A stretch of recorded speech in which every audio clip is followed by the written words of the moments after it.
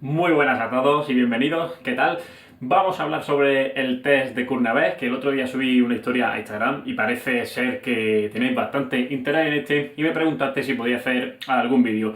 Y eso es lo que vamos a tratar, ¿no? Vamos a hacer un pequeño recorrido histórico, teórico sobre lo que es este test, qué supone y cómo se puede aplicar. Sé que vais a preguntar cómo se entrena y que vais a buscar una receta de entrenamiento. Tengo que deciros que básicamente lo que mide es la capacidad de esfuerzo máximo de alguna manera o intenta estimarla y que va a estar muy relacionada pues con vuestra capacidad aeróbica o consumo máximo de oxígeno. Por lo tanto, cualquier entrenamiento de resistencia que busque mejorar esos parámetros, aunque sea con carrera lineal, puesto que va a ser lo más cómodo a lo largo del tiempo, pues es lo que tenéis que hacer, intentar generar esa base de resistencia y luego aportar trabajo de calidad a alta intensidad para intentar acercarnos al desarrollo de determinados umbrales y sobre todo a ese consumo máximo de oxígeno en la medida que lo podamos mejorar, ¿no? La capacidad y tolerancia de esfuerzo a alta intensidad y todas las variables metabólicas relacionadas con este. Así que no hay más secreto pues que entrenar de manera continuada, entrenar de manera frecuente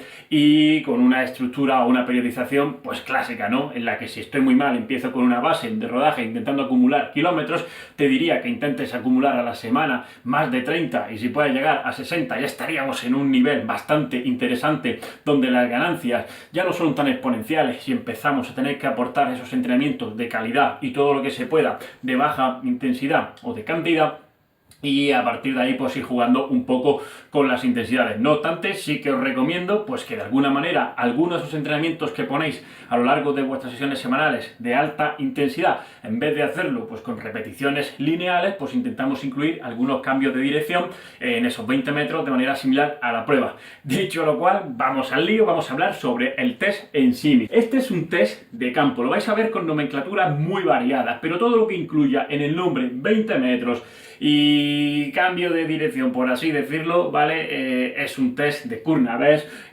un test de shuttle run, es decir, con cambios de dirección en la carrera, etcétera, etcétera. ¿Por qué se hizo tan famoso y digamos que tiene tanto sentido este test? Por una razón muy simple, o por varias razones muy simples. Es de fácil aplicación. Necesitamos únicamente 20 metros y lo podemos hacer en condiciones ambientales inestables, que eso es algo que ahora hablaré. Tiene bajo coste, obviamente, es muy sencillo de hacer, repito, nos permite gestionar grupos, si os dais cuenta, se le hace a los escolares, se le hace a los equipos, en definitiva, se puede gestionar pues, en una ratio de unos 10 más o menos en cuanto al observador y atleta, se puede gestionar bastante bien, ¿vale? Y luego es más fácil de autocontrolar, de hacer progresión, pues por ejemplo para chavales que no están muy en forma, que si los metes a hacer una milla, por ejemplo, como es habitual, o un 1500, o un test de 5 minutos en el que le pides que vayan a tope, ¿no? A fuego, van a ver que terminan muy mal, que directamente no terminan, que sus compañeros le sacan muchísima distancia y esto pues es un poco menos agresivo.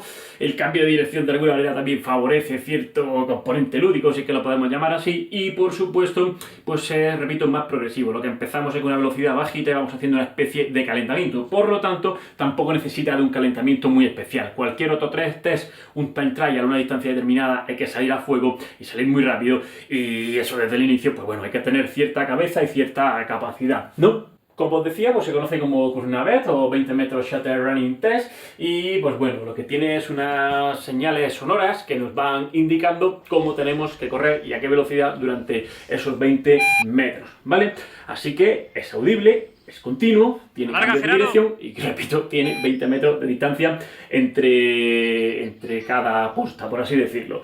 Al tener cambios de dirección, ¿qué tenemos que tener en cuenta? Pues que es un poco dependiente de la fuerza, de la técnica de ese cambio de dirección y en cierta parte de la velocidad lineal. Aunque, como no vamos a llegar a velocidades muy altas, pues tampoco sería tremendamente importante estos tres conceptos. Pero sí es verdad que esa continua aceleración y deceleración lo que hace es cansar al atleta, darle digamos, un trabajo diferente a lo que es la carrera lineal y por lo tanto no va a subestimar a veces la velocidad aeróbica máxima o la velocidad máxima del test, que no son lo mismo, pero que podemos llamar más o menos de la misma manera. La velocidad aeróbica máxima es esa velocidad que asociamos al consumo máximo de oxígeno y de la que tengo un vídeo que dejaré por alguna parte y que podéis ir a ver, ¿vale? Es un vídeo bastante visitado igualmente. Como decía, al tener cambio de dirección, pues es un test también bastante útil y bastante transferible, esa palabra mágica, a deportes colectivos, rugby, balonmano, balonmano, baloncesto, deportes también de raqueta, ¿no? Al haber cambio de dirección, y a partir de ahí, pues en un intento de hacerlo todavía más específico, aparecieron denominaciones como el yo-yo test, etcétera, etcétera, que son derivaciones de este para encajar más precisión en los deportes colectivos en este caso, ¿vale?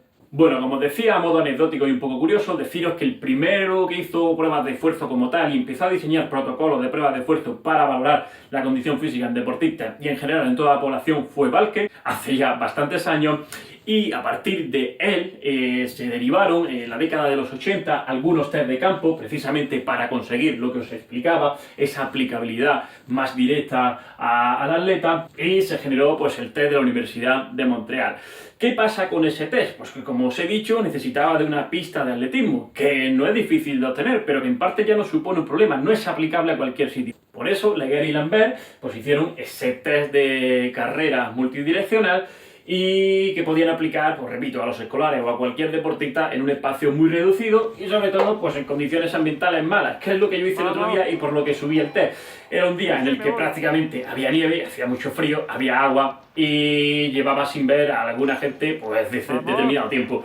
Así que para hacer un test sencillito, saber cómo viene, cómo nos ha afectado el confinamiento y en un día malo en un pabellón, pues tenemos esta opción. Que no es lo más transferible al atleta porque no es una carrera lineal, no es un time trial, un intento de una distancia determinada, evidentemente, pero podemos sacar relaciones y es una forma de obtener datos en otro contexto, ¿vale? Al final la variedad siempre ayuda y al final el tener, digamos, estímulos diferentes, pues nos puede suponer un entrenamiento más que interesante. Quizá como test lo podemos plantear incluso como entrenamiento pues a un medio fondista, por ejemplo.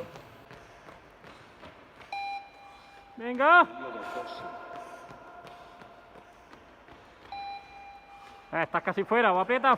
Si habéis hecho el test, pues sabéis que empezamos con una velocidad muy bajita, a 8 metros por segundo, y que cada minuto pues, se va haciendo un incremento de velocidad en el que van a caber unas determinadas carreras en esas dos direcciones, ¿no? Si la velocidad es más rápida, pues obviamente haremos más carreras. Si es más lenta, pues completaremos menos intervalos. Dicho lo cual, pues se puede hablar también a nivel un poco científico de la validez, la predicción y la fiabilidad del test. La validez, es decir, se puede comparar con el gol estándar, con las pruebas de esfuerzo en laboratorio, con espirometría y un tapiz rodante. Sí, más o menos se ofrecen o se tienen resultados muy similares en cuanto al consumo máximo de oxígeno. Ya os digo que la velocidad final del test, precisamente por esos cambios de dirección, arrancar y salir continuamente, se sobreestima, ¿no? Se infravalora un poco y por eso pues hay que añadirle habitualmente un par de kilómetros por hora por encima y hay unas tablas de corrección que os dejaré en la pantalla por algún sitio, ¿vale? Así que ya hemos hablado de la predicción, ¿no? Predice no muy bien, pero sabiendo esa corrección, pues no vamos a tener ningún problema. Y la fiabilidad, que es la capacidad de que la medida se repita de la misma manera cuando la hacemos varias veces, pues es bastante buena. Es decir, que cada vez que probemos, pues vamos a obtener resultados similares, ¿vale? Entonces, si hay una mejora en el rendimiento, pues probablemente se deba al entrenamiento, porque el test es bastante sensible a esto. Por eso, grupos de investigación como el grupo Profit de aquí, de la Universidad de Granada, en su batería alfa lo aplican en escolares y en sujetos de edades más amplias, ¿vale? Para la valoración de la condición física. Repito, por todos los beneficios anteriores. Es un test simple, un test fácil que podemos llevar a cabo en cualquier sitio y que en poco tiempo nos permite gestionar a mucha gente. Así que entre edades de 8 y 50 años parece ser que la literatura, los estudios nos dicen que va bastante bien. Y dicho esto, pues cuando se le pasa a escolares y como buenos profesores de educación física me gustaría recordar que el más rendimiento en ese test se va a asociar con una mejor composición corporal y por supuesto con más fuerza. Los niños más sanos van a tener más rendimiento. Por eso es un test que te va a decir cómo está un chaval, sin más. Dicho lo cual, repito que os hablo sobre entrenamiento y que siempre me vais a decir quiero un entrenamiento como tal para mejorar el Kurt porque lo tengo que hacer una oposición. Repito, entrena como cualquier deportista de resistencia, mejora parámetros relacionados con la resistencia, parámetros cardiovasculares y parámetros metabólicos a baja y alta intensidad. Dependerá de tu nivel y de tu tiempo disponible a lo largo de la semana si vas a meter más entrenamiento de calidad o de cantidad, por llamarlo tradicionalmente. Yo siempre apuesto por entrenamiento de alta intensidad porque es la manera más efectiva de generar adaptaciones cardiovasculares en poco tiempo, que es lo que no tiene alguien que es atleta, que no se dedica a esto, ¿vale? Y por supuesto, pues trabajamos muy cerca del consumo máximo de oxígeno, que es la variable principal que esto va a valorar. ¿Que queremos un poquito más de especificidad? Pues uno de esos entrenamientos, como he dicho, de los 3 o 4 que metamos a la semana, lo hacemos con cambio de dirección y diseñamos un protocolo para ello. Quizá os deje por aquí uno, no lo sé, pero si es así, os lo pongo en la pantalla, ¿ok? Y lo que sí os quiero decir es remitiros a vídeos que ya tengo sobre el entrenamiento de alta intensidad en corredores, sobre el entrenamiento de alta intensidad en general y sobre el entrenamiento de resistencia. Es más, tengo uno de la periodización de entrenamiento de resistencia, cómo tenéis que llevarlo a cabo.